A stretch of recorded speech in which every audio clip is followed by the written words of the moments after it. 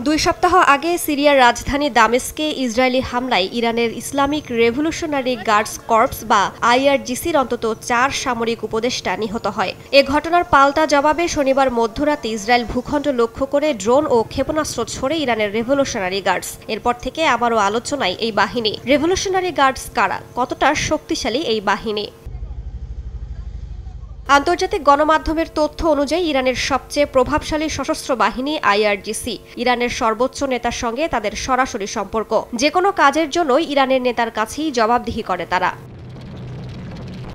1979 সালে ইরানি ইসলামিক বিপ্লবের পর এই বাহিনী গড়ে তোলা হয়। তাদের প্রধান দায়িত্বই হলো ইরানের সাংস্কৃতিক বিপ্লবের ঐতিহ্যকে সমুন্নত রাখা, ইরানের ইসলামিক শাসন ব্যবস্থার সুরক্ষা দেয়া, ইরানকে অভ্যন্তরীণ ও বাহ্যিক হুমকি থেকে রক্ষা করা। আইআরজিসিকে মধ্যপ্রাচ্যের অন্যতম শক্তিশালী আধা সামরিক বাহিনী হিসেবে দেখা হয়। বাহিনীটি প্রতিষ্ঠার পর থেকেই ইরানের রাজনৈতিক, অর্থনৈতিক ও সামরিক ক্ষেত্রে একটি শক্তি হিসেবে আত্মপ্রকাশ করে।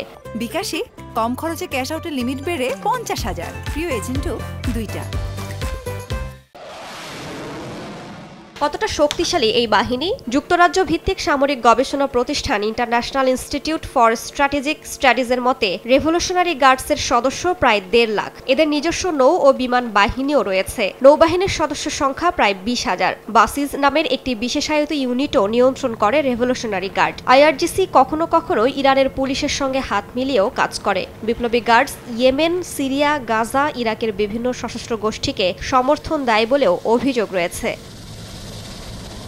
ইরানের অর্থনীতিতে যথেষ্ট প্রভাব আইআরজিসির। বিপ্লবী গার্ডসরা ইরানের বাণিজ্য, শিল্প, জ্বালানি, ব্যাংকিং, পরিবহন, ওষুধ, বিনোদন, খেলাধুলা, আমদানি রপ্তানি ঘিরে একটি অর্থনৈতিক সাম্রাজ্য গড়ে তুলেছে। পুরো বিশ্বের অন্যতম বাণিজ্যিক রুট হরমুজ প্রণালীতেও সশস্ত্র টহল দেয় বাহিনীটি। ইরানের রাজনীতিতেও গুরুত্বপূর্ণ প্রভাব রয়েছে বিপ্লবী গার্ডসের। দেশটির রাজনীতির অনেক কিছুই তাদের নিয়ন্ত্রণে বলে খবর রয়েছে। রাইসা জান্নাত, সময় সংবাদ।